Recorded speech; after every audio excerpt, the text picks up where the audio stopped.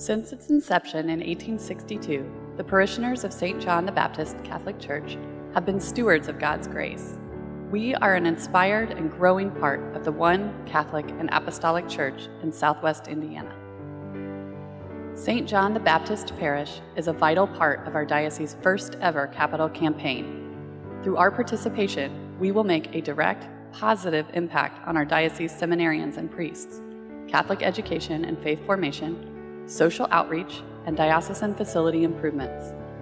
Because this is a shared campaign, your participation also has a direct impact on our parish. Through this campaign, we will address 3 pressing needs in our parish. We will eliminate our debt, renovate our church and chapel, and expand our parking capacity. In the next few minutes, you will hear how the renovation relates to our strategic plan, see the exciting plans for our church and chapel, and hear how they serve the entire parish family. A couple of years ago, the parish went to a strategic plan, and out of that strategic plan, we came out with an overall vision for the parish, which was to create a strong culture inspired by St. John the Baptist, where all of our parishioners were on fire with the Holy Spirit. So how do we do that? So we identified 3 main goals. One was to know our facts. So through a series of listening sessions, we identified that one of our challenges was that we did not have information of all of our parishioners. Our second goal was to touch our hearts.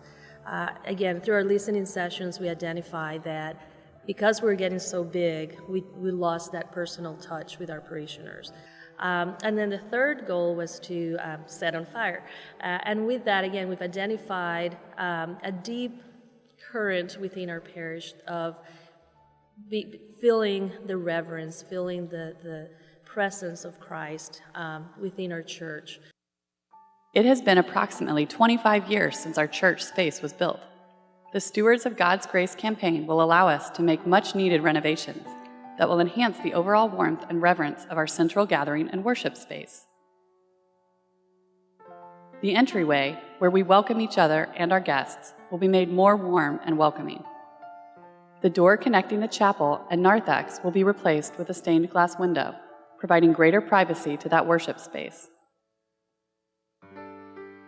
In the narthex, we will add a new welcome center. The welcome center will take the space currently occupied by one of the stairways to the lower level. The renovation will elevate our worship area's sense of reverence and warmth. Our crucifix will now be positioned on the wall behind the altar, bringing this symbol of our Catholic faith front and center in our church. The statues on the side walls will be placed on pedestals with votive lighting. This will create a more reverent presentation of these special sacramentals.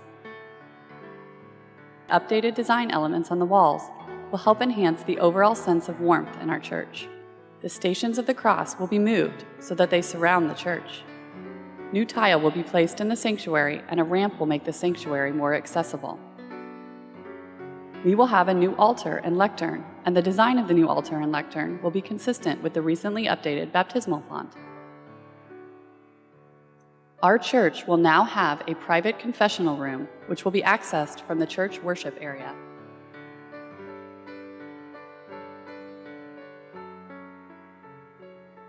We will have a new entryway from the church into the redesigned chapel.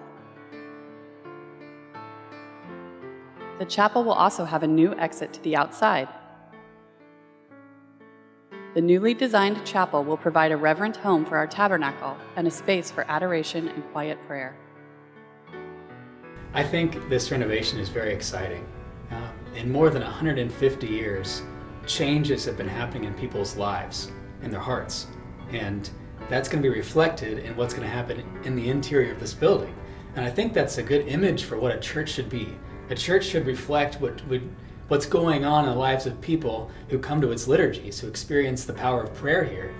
As this church becomes warmer and more welcoming and more reverent, our souls too have become that, and I think that with the changes, it'll just facilitate even greater.